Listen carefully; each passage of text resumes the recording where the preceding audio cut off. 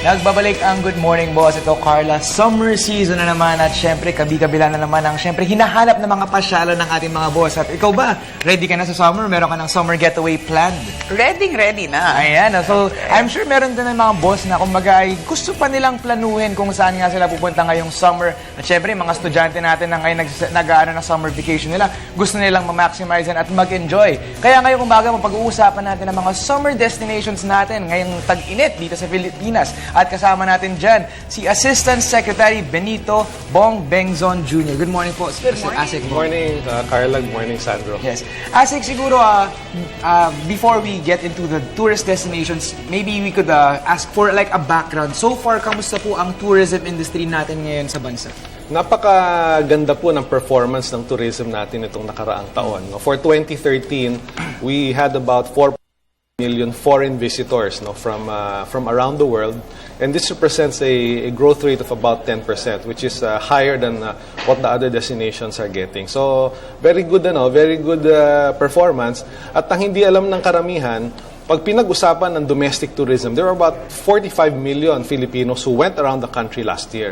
So talagang malaking naitutulong sa ekonomiya. Yes. Okay, and sa kasalukuyan po, ano yung mga proyekto ng Department of Tourism para mas mag-improve pa ang performance natin sa tourism industry? Unang-una, importante yung pakikipag-ugnayan natin sa mga infrastructure agencies. Andyan ang DPWH, ang DOTC, para siguraduhin natin na yung mga requirements in terms of access roads, yung upgrade ng mga airports and seaports natin are all in place. Pangalawa, kailangan na makadevelop tayo ng very competitive tourist products and destinations. At nakikita natin itong mga nakaraang taon, talagang ang programa ng Department of Tourism nakatutok na doon sa pag-develop, for example, ng mga special activities, yung diving, yung ngayon pati adventure na mga zip line. So ito yung kasama sa mga programa namin sa DOT para maging competitive pa ang Pilipinas. Yes.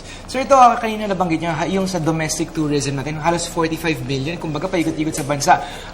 Malaking factor ba kumbaga yung mga festivals na meron tayo per province na talagang dinadagsa ng mga tao ngayong kasi parang nagiging uso po ito ngayon, trend na nga po na parang pupunta ng Cebu, pupunta ng Bacolod, pupunta ng kung saan-saan man, Alam Baguio. ko, ikaw lagi. Actually, ako kasama Laging ako nandun. dyan.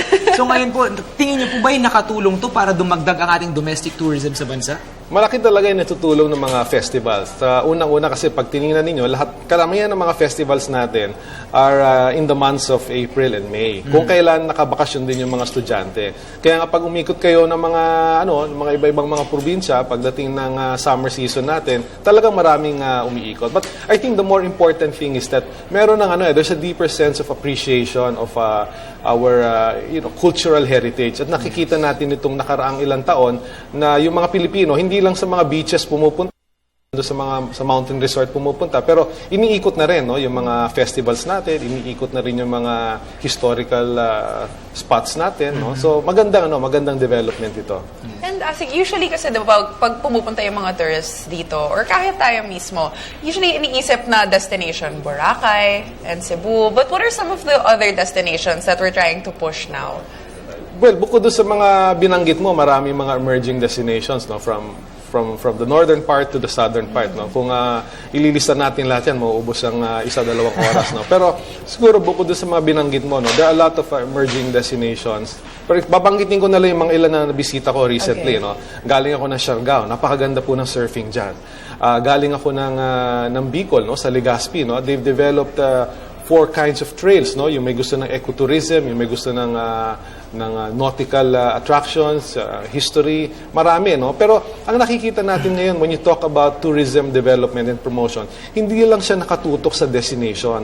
Ngayon, tinitingnan na rin natin yung mga specific activities. In other words, kung ang hilig mo diving, pwede ka La Pascua, pwede kang pumunta ng Balikasag sa Bohol, pwede kang pumunta ng Coron. Kung ang hilig mo, let's say mountaineering, andyan ang Taal, andyan ang Mayon, andyan ang Mount Pulag. So aside from the destination approach, andyan na rin yung activities approach. So lumalawak ang offer natin. Mas maraming pagpipilian ng turista. Actually, ngayon nga po, Asik, ang nagiging uso ngayon, mga trekking nga po na yan, no? Like yung mga pulag, pinatubo. Nakikita natin sa Instagram. Oo, ang dami na. Lahat ng tao nag-hike. Oo, maski ako actually curious ako, gusto ko rin matry. Pero kumbaga ito naman po, malaking tulong pa ito. Like meron tayong mga nadidiscover na mga bago pang pwedeng i-trek na mga bundok, kumbaga, sir. Marami. Kasi nung isang linggo nga, may kausap lang ako, pinag-usapan namin yung solo backpacking. No? Apparently, marami mga foreigners at saka mga Filipinos na gumagawa rin ito. Ang ibig sabihin is, mas nagiging adventurous na rin yung mga turista at mas marami silang mga nadidiscover. At ang kagandahan kasi nito is kapag umikot yung mga turista dun sa mga baryo, sa mga liblib na lugar, yung benefits ng tourism, diretso sa kanila. Pag gumastos ng pambili ng souvenir, pambili ng soft drinks, kila ng jeep o ng tricycle, diretso po dun sa sa grassroots.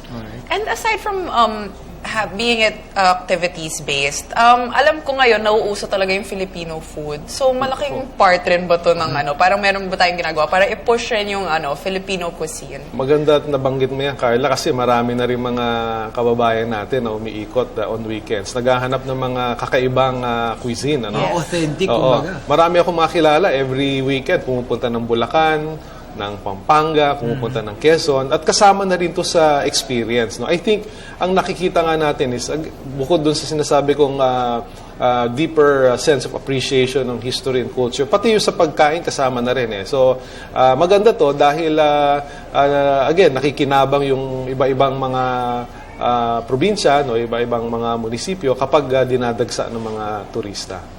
Yes. Alam mo ba, Sandro, sa New York, meron ng lumpia. Talaga? Oo, tsaka halo-halo. Kaya nakakatuwa na-appreciate talaga kahit sa ibang mga bansa Kumakalat na yung yung cuisine ng Filipino cuisine. Pero ito naman, napapasok na nga ang Holy Week at syempre summer season na nga po. Usually pag Holy Week, alam natin na marami sa atin na nagta-travel at marami rin na pumapasok sa ating bansa para syempre mag-relax at tignan na rin yung mga magagandang tanawin. So ngayon po, ano po ba yung mga expected natin na tao na papasok sa ating bansa ngayong Holy Week po? Alam nyo, on average, we get about mga 600 to 700,000 Filipinos who go around the Philippines per week, no? Per week.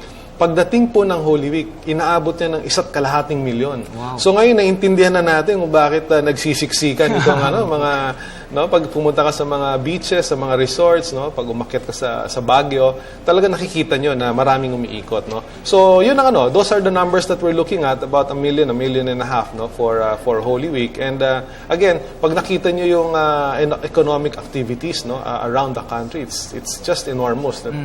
Pero yun, ulitin ko lang, ang kagandahan talaga nito is yung livelihood na nabibigay sa ating mga kababayan. Is Holy Week usually the busiest week? Dalawa lang yan no, sa atin. No? Kung hindi Holy Week, yung Pasko. Yeah. At makikita nyo rin dahil kung minsan yan din ang may kamahalan. Pero ito sir, curious lang ako kasi alam natin na like last year marami tayong na-experience ng mga disasters and syempre maraming mga areas at regions sa ating bansa ang naapektuhan dahil dito. How has this affected tourism naman? Kasi like yung earthquake nga po, alam natin na may mga heritage sites na nasira dahil dito. Pero alam ko na parang yung may mga efforts na rin tayo na ginawa para i-restore yung ibang mga tourist sites na to. At alam ko like kunwari mga tourist destinations na kumbaga nasira yung kali ay naghanap tayo ng mga bagong daan para pumunta doon at ma-access ulit ito. Alam mo, maganda yung binanggit mo no? Dahil these are very inspiring stories no? that we saw in the wake of the calamities. No? Babanggitin ko lang yung Bohol. No? Kasi classic example no? Kung gaano kabilis makabangon ng Pilipino.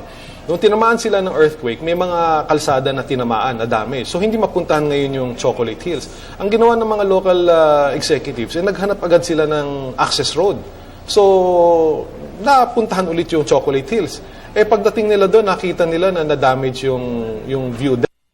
Alam niyo ba, nakahanap agad sila ng alternate view deck. There was a private view deck, no, na binuksan ng may-ari para lang maka-accommodate ng mga turista. Yung Lobok River Cruise na natigil din. Yes. Within 1 week, nabalik po natin yan. Yes. So ito yung these are inspiring stories that we see all over. At ito rin ang dahilan kung bakit hindi tayo masyadong tinamaan. Despite all the calamities, naka 10% growth pa rin po tayo last year. And I guess yun yung nakakatuwa. Aside from people helping out nga, parang pumupunta sila dun, parang ginagawang parang vacation, pero at the same time, may aspect of volunteerism na gusto talaga nilang tumulong Makatulong rin. sa ating mga kapatid. Yes. Siguro, Asik, meron na lang kayong final message for our viewers. Well, sa ngalan po ni Secretary Mon Jimenez, una-una, thank you for this opportunity, no? At I think the more important thing is hihilingin lang namin yung patuloy yung suporta sa aming campaign, no? It's More Fun in the Philippines. We always say that hindi lamang po to kampanya ng DOT, this is the people's campaign, and for us to be able to achieve our targets in the coming years, na po ng suporta ng lahat. So, maraming salamat. Alright, maraming salamat sa inyong panahon at syempre sa inyong napaimahagi sa amin ngayong umaga. That was Assistant Secretary Benito C. Bengzon Jr. ng Department of Tourism. Maraming salamat po. Maraming salamat po. Thank you.